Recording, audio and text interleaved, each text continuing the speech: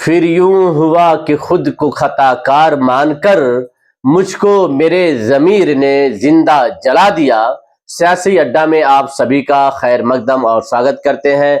मैं हूं आपके साथ ज़िया खान। साथियों, करीमुल्लाह खान ने रियल एस्टेट व्यवसायी राम शकल गिरी पर गंभीर आरोप लगाते हुए कहा कि राम शकल गिरी जेल के एक सिपाही थे, नौकरी छोड़कर चौराहे पर तकिया का खोल बेचते थे। आज उनके पास अकूत दौलत है, इसकी जांच कराई जानी चाहिए। गांव में रहते हैं, वहां के कमजोर और गरीब लोगों की जमीर हथियाने का काम किए हैं। ये गिरोह बनाकर लोगों पर हमला भी करवाते हैं। शासन प्रशासन में प्रभाव में के कारण इन पर कोई कार्रवाई नहीं होती है। आइए सुनते हैं क्या क्या करीमुल्लाह खान ने कहा है। अभी राम शकल गिरी द्वारा जो प्रॉपर्टी डीलर है जी, उनके द्वारा आपके और आपके लड़के से उनको जान माल का खतरा, इस तरह का बयान उनके द्वारा जारी किया गया है। क्या कहना चाहेंगे? मेरा तो कहना है कि हम लोगों का तो चलना फिरना आज के डेट में दुश्वार हो गया। उनके गुर्गे द्वारा, उनके एक संगठित गोलों द्वारा वो इस इलाके का 1987 से ये ज़मीन के व्यापारी हैं। बहेरी में जमीन, ये सबसे पहले एक जेल का सिपाही थे जो 84-85 के करीब ये नौकरी से सेवानिवृत्त हो गए। और चित्तू पांडे चौराहा विष्णुपुरा रोड में कोने पर आज भी वो रुई की दुकान है, उसी पर ज़मीन पे रजाई के खोल और तकिया का खोल और गमछा बेचने का काम किए 2 से 3 साल। आज के डेट में इतने बड़े ज़मीन व्यापारी हैं कि बहेरी में अगर खतौनी खोजा जाए तो 50-60% ज़मीन उन्हीं की होगी। और उन्हीं के बेचा हुआ बड़े बड़े कॉलोनियाँ हैं।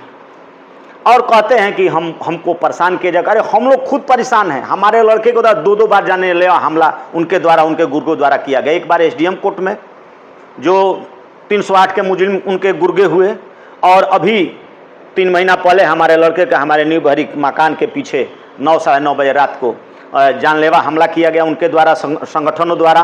जो उनको हम मीडिया के माध्यम से और पुलिस प्रशासन के माध्यम से उनको अवगत कराए कि ये उसमें उस संगठन को हम कान कराने वाले में ये मुख्य अभियुक्त हैं। आज तक उनके ऊपर कोई कार्रवाई नहीं हुई। अब कह रहे हैं गणवार रोड की बात। गणवार रोड में हम लोग 2014 से ही वहाँ पे हम काबिज हैं। 2017 में बाउंड्री कराए थे, स्टे लेके चले आए। अभी नापी जोखी हम कराने के पड़ रहे हैं चक्कर में, तो कह रहे हैं कि स्टे है और तरह तरह की भूमिका निभा रहे हैं। जमीन कहीं खरीद लेंगे, किसी के चौहदी पर चौहदी दे देंगे, उनका जिम्मा यही काम है। उनके कम से कम इस इलाके में लोगों को प्रताड़ित करने का 100 से ऊपर मुकदमाते हैं। वो कई किता 419-20 के मुकदमा में उनका चल रहा है, पेंट चल रहा है। दूसरे कह रहे हैं कि वो मुकदमा में इतना वांछित है, उनका पर यह कार्रवाई होनी चाहिए। उनके ऊपर शासन प्रशासन से मेरे आग्रह है कि उनके ऊपर जांच किया जाए। हम लोगों के जो प्रताड़ित करता है उनको कड़ी से कड़ी उनकी सजा हो, और उनकी अकूत संपत्ति जो बनाए उनकी जांच हो। और कह रहे हैं कि यहाँ हम एक घर हिंदू हैं। अरे भाई, चित्तू पांडे चौराहा से लेके या कृष्णा टाकीज पर देखा जाए तो रोड पर अगर किसी की जमीन है, मकान है, तो सबसे ज्यादा हिंदू बिरादरों की जमीन और मकान है।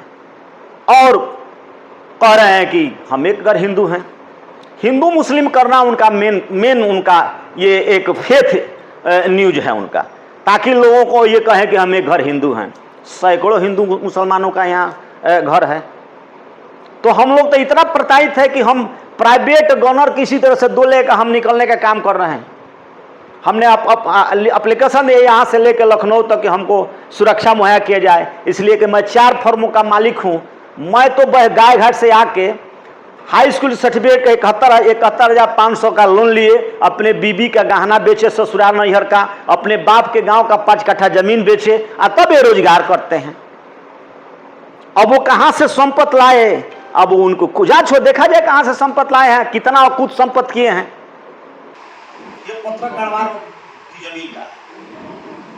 साथियों, इस रिपोर्ट में बस इतना ही। मिलते हैं अगली खबरों के साथ।